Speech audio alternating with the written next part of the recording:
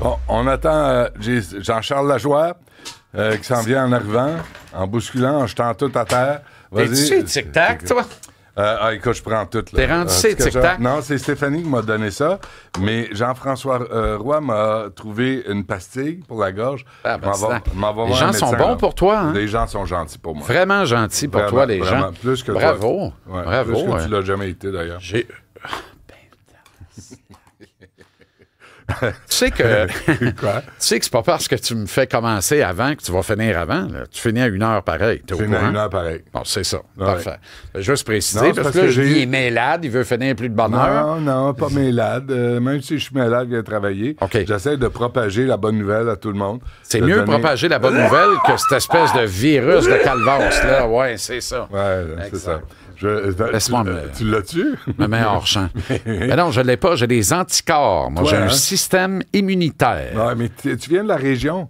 Exact. Ça aide, exact. Moi, je respire de l'air pur. Moi, je viens de la ville, fait que j'ai été. Mon système a été corrompu dès ma jeune enfance. Ça fait très longtemps.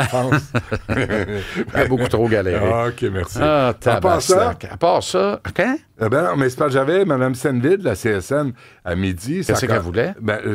Eux autres nous l'offrent en entrevue. Ah. Et là, tout à coup, ils disent c'est parce qu'il faut sortir à midi 10. Parce qu'elle se pogne des gigs ailleurs aussi. Avant l'entrevue, ailleurs, après? Oui, mais tu sais, des entrevues où ils sont plus gentils que moi. Oui, c'est ça, moi, je oui. suis pas toujours gentil. Fait qu'ailleurs, elle fait 20 minutes, mais toi, 10, c'est assez. Ah, 10, puis elle en avait plein le cul. Passer à ta barre. T'es allé de moi, là. Ça arrive, tu sais, qu'est-ce que tu veux. Quand je suis fatigant, je suis vraiment fatigant. Oui. C'est quoi le sujet? Le Canadien. Mais parle-moi, c'est quoi l'affaire avec la CSN? Ça va ou? Non, c'est juste, hier, j'avais la FTQ, puis d'abord, les syndicats ont l'habitude de parler par-dessus toi quand tu poses une question. Ah. Fait que ça, c'est la première technique. Occuper l'espace. Oui. Puis là, il parle, là, tu essaies de rentrer. Oui, mais qu'est-ce que vous voulez dire avec ça? Poliment, tu me connais. Oh oui, bien sûr. Mais il y a des fois, je perds la patience. Parce que là, tu sais, hier, là, coin de la FTQ, comment me parler de la révolution industrielle. Oui. Comme si je savais pas ça, moi. Que les petits-enfants, il fallait qu'ils arrêtent de travailler parce qu'ils se pognaient les doigts dans les machines. Là, tu dis, non, je parle pas de ça. Je te dis, le 4 octobre, qu'est-ce que tu faisais là au nom de la FTQ pour protester pro-palestinien, pro-Hamas, from the river to the sea. Aujourd'hui, le CSN, c'est pareil. On avait des images, on les a pas passées. Les as-tu, les images? Bon, les v'là, ça gramouille. C'est les images que j'attendais. Tu vois, on m'a dit, amène-le, c'est la CSN, on a du stock. Mais regarde en haut, from the river to the sea, Palestine will be free. Même pas en français. Mais là, la CSN s'identifie 330 000 membres, Jean-Charles. Quand même. Penses-tu que les gens... Quand même. Là, elle dit, il y a eu 2000 votes. Puis j'ai un auditeur qui a dit, hey, c'est 0,60 des membres qui ont dit, OK, on va y aller. Fait que par principe, ils n'ont pas d'affaire là. Parce que la CSN, quand ils se mêlent des droits des travailleurs, go, allez-y, c'est ça votre mandat. Mais quand ils se mettent à se mêler avec... Hey, bref. Je vais prendre un peu d'eau, j'ai mal à la gorge. OK. Je vais te parler pendant ce temps-là. Ah, donc. Parce qu'il y a un match ce soir. Ouais, le Canadien accueille les Prédateurs de Nashville. C'est un club. L'an dernier, Nashville, le monde regardait ça, disait voilà un prétendant à la Coupe Stanley, puis ça a été épouvantable, une saison abominable, atroce. N'ont fait que péricliter dans les classements à mesure que la saison progressait. C'est la semaine des mots, absolument. Et pourtant, péricliter, comment ça peut être riche? Mais ils ont évidemment... Par définition. Ou par attrition, c'est selon. Abaissez-vous, mes amis, et nourrissez la mère patrie. Bref. Fait qu'ils ont raté les séries. C'est pas... C'est effrayant. Des fois, là, je pogne... T'es un poète. On dirait. J'ai toujours dit. Mais Barry Trotz, Luca Brazzi ou l'écrevisse du marais dans Déméthane, Barry Trotz, l'homme sans cou, le directeur général des Prédateurs, a dit, je garde le même groupe. Je vais pas mettre la hache. Arrêtez de m'appeler pour avoir mes meilleurs éléments. Je vide pas, je reconstruis pas. Okay. Ça, c'est une erreur de parcours. On va être meilleur l'année prochaine. On l'a échappé. Exact. Ils ont 2 victoires en 4 matchs. Ils viennent de se faire un peu taper des faux fun à Toronto, 7-4. Toronto qui tape pas à gueule de personne cette année. Là. 5-2 contre Toronto. Oui, non, exact. Ils ont 2 victoires, mais c'est ça. Quand là. Ils gagnent, ils scorent des buts, mais quand ils n'en scorent pas, ils perdent. C'est automatique. Tu vas me dire, c'est un peu normal. Le concept du T'as raison. jeu. C'est pas mal le concept de la patente. Mais Ah, Alors, c'est lui, ça. C'est lui, Luca Brasi, l'écrevisse du marais dans Deméthane. Barry Trotz. C'est vrai, il n'y a pas de coup. C'est l'homme sans coup. Par ailleurs, un fichu de bon gars, passé une très bonne tête de hockey. Je parlais à Jonathan Marchessault hier, qui s'est retrouvé à Nashville, finalement, là, pour écouler les dernières années de son contrat, de sa carrière, que dis-je. Et Joe disait, ça a été une adaptation hier. C'est intéressant, je vais t'amener là-dessus parce que il dit, les gens, mettons, on joue un mauvais match ou on a une mauvaise game de hockey, puis tout ça, là, c'est correct, le monde critique, puis ils ont le droit. Mais ils savent-tu que ma petite n'a pas dormi de la nuit, puis qu'elle est malade, puis que là, on vient de l'hospitaliser ce matin? Le monde est-tu au courant de ça? Ouais. Le monde sait-tu que mon coéquipier, un tel, là, qui joue pas bien depuis une semaine, là, ben, il a trouvé son meilleur chum dans le lit avec sa femme? Les gens savent ça. Tu comprends? On connaît pas l'envers du décor, mais c'est pas censé influer. Nous, dans les médias, c'est pareil. Exact. On est en public. Exactement. Ce qu'on vit à la maison. Mais on est-tu très bon à tous les jours? Moi, oui. OK. Pas moi. Pas moi. Ouais, je voulais t'en parler, justement. Ben oui. Mais... Là, les gens disent, y a-tu pleinement... C'est une blague. Oui, évidemment. Non, mais tu comprends, tout le monde ne peut pas offrir sa pleine mesure tout le temps en fonction de... Puis c'est pareil dans tous les corps de métier. On ne fera pas brailler personne. Eux, ils sont sous la loupe, ils sont sur la sellette, on les regarde, on paye pour les applaudir. Ce sont des privilégiés de la société, ils le savent. Ouais. Mais comme Joe me disait, il dit, moi, j'ai une famille, j'ai mes enfants. On s'est retrouvés à Nashville, les enfants pleuraient, plus d'amis, change d'école, nouveau contexte, fallait vivre avec ça. Mon épouse qui devait se refaire des amis parce que ils étaient tellement enracinés à Vegas. Tu sais, c'était chez eux, Vegas. Là. Ouais. Ça a été un des premiers joueurs réclamés par les Golden Knights dans la franchise d'expansion. Il a gagné la Coupe Stanley là en gagnant le trophée Conn Smythe, remis aux joueurs par excellence des séries. Tu sais qu'il y a 2 gars dans l'histoire de la Ligue nationale qui ont été élus joueurs par excellence des séries sans jamais avoir été repêchés. Jonathan Marchessault, l'autre, Wayne Gretzky. Il n'a pas été repêché parce qu'il est arrivé de l'Association mondiale dans la Ligue nationale. Fait qu'il n'a pas été assujetti à la séance de sélection universelle à l'époque, comme on aimait l'appeler dans le temps. Alors, fait que lui, il arrive à Nashville. C'est une belle ville, Nashville. Là. On fait pas... c'est magnifique à part ça. Mais lui, il est mêlé comme une poignée de clous. Là. Il y a eu une saison de miséricorde. Ça y a pris 1 an de se remettre de ça. Maison, les enfants. C'était compliqué. Mais pourquoi il n'a pas laissé la famille à Vegas? Parce que tu veux être proche de ta gang. Tu veux être proche des tiens. Puis je vais faire le saut avec ça, parce qu'on a assez parlé de Nashville. Et je salue Joe Marchessault, en qui j'ai tellement de respect. Mais je fais un bond vers ce qui se passe ici à Montréal. Gorton Hughes sont sous contrat jusqu'au terme de la saison 30-31. Ouais. On a réglé le gros dossier chaud qui était Lane Hudson. Là, je vois 3 dossiers ouverts sur le pupitre des dirigeants, des architectes du Canadien.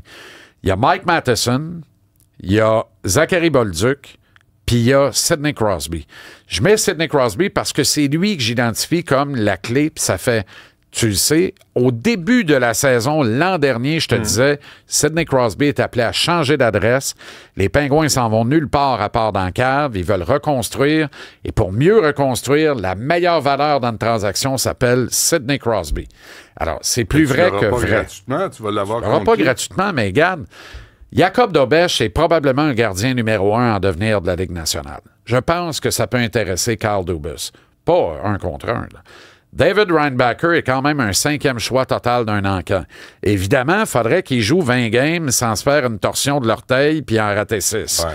Mais s'il était capable, si d'ici Noël, là, il est capable de réintégrer puis de jouer avec régularité puis connaître du succès, puis avec Dobèche qui connaîtrait du succès, qui pousserait vraiment dans le derrière de Sam Montembeault ici, on commence à travailler quelque chose qui peut ressembler à un deal intéressant, intelligent. Il risque de virer Montembeault? Non, je pense pas. On le garde, là? Moi, je pense que Samuel Montembeault va accepter à peine un peu plus d'argent dans son prochain contrat pour demeurer peut-être en partage de travail, mais officiellement le numéro 2 du Canadien derrière Jacob Fowler, qui est le numéro 1 identifié dans 4 ans, 4-5 ans. Quand le club veut gagner la Coupe, je pense que c'est Fowler qui goal, mais t'as Montembeault sur le... Mais là, on peut accélérer le plan. C'est pour ça que je te parle de Crosby. Puis pourquoi je te parle de ça? Mon camarade Renaud Lavoie dit hier à la rubrique La mise en échec à J7 à TVA Sport, il dit... Il dit, qui est le meilleur ami de Mike Matheson dans la Ligue nationale? J'en ai aucune idée. Puis il name drop Sid Crosby. Je dis, pardon. Il dit, oui, ils sont très, très, très proches. Ça se voisine et ça se parle à la semaine longue. Ah ouais? OK. Ce matin, je fais 2 téléphones. Pas 4, pas 6, pas 1. Pas aucun. 2. Dans les 2 qu'on confirme, l'information de Renault, j'en doutais pas. Puis ça sort de où, ça? C'est quoi le lien? Je comprends pas. Mike, c'est un gars de l'ouest de l'île ici, Sid de Cole Harbour. Quand ils ont joué ensemble pendant 2 ans à Pittsburgh, c'est les années de la pandémie. Et ça a fait un rapprochement incroyable. C'est là que ça s'est solidifié entre les 2 gars. Alors, Nathan McKinnon, le concitoyen de Sid à Cole Harbour, travaille pour que Sid aboutisse au Colorado avec l'Avalanche. Brad Marchand, un des grands chums de Sidney Crosby dans la Ligue nationale, depuis la blessure à Barkov en Floride, travaille pour que Sid aboutisse en Floride. Mais Mike Matheson peut très bien travailler pour que Sid accepte d'honorer le petit pyjama qu'il avait quand il était TQ, parce que le Canadien a repêché le père de Sidney Crosby à l'époque.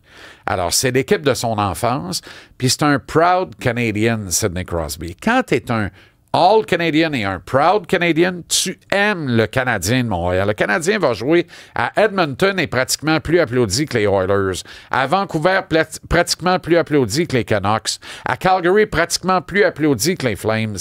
Le Canadien, c'est l'équipe du Canada. Sidney Crosby a rêvé du Canadien de Montréal. C'est un avantage non négligeable. Mais qui en fait la promotion? Matheson peut le faire. Mais pas officiellement. Ben, à part moi, il y a de plus en plus de monde dans l'espace public qui le disent. La direction, c'est sûr que c'est dans le plan. C'est sûr que c'est dans le plan. Comment on peut t'aider à sortir du trou, toi, Dubas à Pittsburgh, parce que t'es calé solide. Puis comment tu peux nous aider à accélérer notre plan un peu en acquérant Sidney Crosby, qui est le fit parfait. Imagine Crosby avec Bolduc et Demidov sur le 2e trio. Aïe, aïe. On gagne la coupe. Aïe, aïe. On peut rêver de gagner la coupe Stanley pour vrai et plus vite qu'on pense. Avant même le terme de la carrière de Sid, qui a quand même 38 ans bien sonné au moment où on se parle, il y a encore 1 point par match en moyenne là, au moment où on se parle. Mais ça, lui, son 38 ans, c'est pas notre 38 ans. Là. C'est Monsieur Hockey. Ouais, c'est ça. C'est Monsieur Hockey. Il fait flèche de tout bois. Vient de taper 2 saisons de 90 points. Tabaslac, on veut une statue en bronze coulée à l'effigie de Nick Suzuki. Il a eu 89 points l'an dernier. Il a encore 2-3 ans dans les jambes. Là. Au moins. Au moins 2. Ouais. Et je te dirais probablement, moi, là, si le Canadien l'acquiert, un incentive, là, non. Un incitatif. Ça, c'est pas bon. Un incitatif pour que Sid dise oui, là, c'est tu viens-t'en ici, là, tu vas jouer jusqu'à 42 ans. T'aimes ça, le hockey, là? Ouais. On va ajouter 3 années à ton contrat de 2 ans que tu as commencé là. Ouais. Sauf que tu gagneras plus 8,7 millions. Là. Les 3 dernières années, là, à 40, 41, 42 ans, là, tu vas gagner 12,5 millions par année. Le club canadien va te le donner. Parce que tu vas venir gagner 1, peut-être 2 Coupes Stanley ici à Montréal, dans le chandail le plus célèbre de l'histoire. Tu vas requinquer la ville entière. Elle l'est déjà. Et toi, là, tu vas l'amener, tu vas faire sauter le presto. Tu comprends? T'entends-tu le presto qui danse? Tu parlais à la direction. Ça va exploser. Tu parlais de la direction. Ben, je leur parle tous les jours. Du Canadien? Ben oui, ils écoutent. Puis? Alors, je leur parle. Est-ce qu'ils répondent? Ben non, ils n'ont pas besoin. Ah, c'est un monologue. Tant qu'ils prennent note. C'est pas un dialogue. Ben non, mais ils sont pas là. On peut toujours bien pas laisser des blancs en disant « ils viennent de me dire telle affaire. » Non, mais des fois... Non, il n'y a pas de conversation, c'est pas ça. Ils écoutent. C'est ça qui est le plus important. Ils s'écoutent eux, ils écoutent, ça les amuse. Des fois, ça les... Ils peuvent dire, il y a une idée là. Mais non, mais ils l'avaient, l'idée. C'est pas moi qui leur plante Sidney Crosby dans la tête. Ils le savent très bien qu'il manque un 2e centre. Ouais. Ils savent très bien qu'il y a un lien naturel évident entre Crosby et le Canadien de Montréal. Et là, c'est à plus forte raison vrai avec l'info de Renault. L'amitié sincère entre Mike Matheson et Sidney Crosby. Alors, si tu règles Mike Matheson pour 6 ans, ben oui, t'as la dernière année de son contrat. Sid dit, OK, moi, je joue cette année, plus 4 autres années, puis je vais toutes les passer avec Mike, parce que Mike, vous l'avez réglé aussi jusqu'à 38 ans, il a sa retraite. Faut pas qu'ils chicanent les deux, là. Ils chicaneront pas de danger. Peux-tu imaginer Mike Matheson se chicaner, toi? Je sais pas, je connais pas. Moi, pas pantoute. Ah non? Ben, pas pantoute. C'est un bon gars? Hein? Terrible. Je connais pas. Terrible. Okay. Terrible. Il joue bien. Ouais. Il joue bien. J'ai plus un maudit mot à dire. Il fait bien paraître Noah Dobson.